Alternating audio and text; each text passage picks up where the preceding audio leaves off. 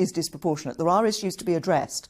What I want to see is Transport for London Authority that Uber is failing to report sex attacks and other serious crimes. In fact, they go as far as to say there are 6 sexual assaults on passengers, 2 public order offences and an assault that has gone unreported. The level playing field between obviously the private hire and the as I say, the national institution that is the wonderful London taxi cabs. But what if the licensing powers, which they do, give Transport for London the powers to look at this company? They've found that there are questions to answer, and they've decided they can't do that other than by a blanket ban. What do you mean by a blanket ban? You can't have a partial one, can you? At a stroke of a pen, what has happened is 40,000 jobs have been put at risk. That's a very large point when TfL withdrew your licence, you responded with, you are putting 40,000 people out of business.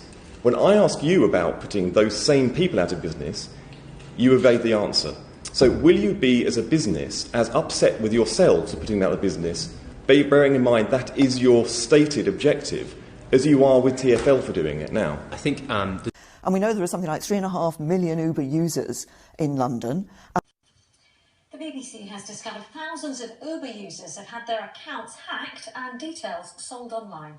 Their usernames and passwords are then used by criminals to fraudulently take hundreds of pounds worth of journeys. And they will see, potentially see a change.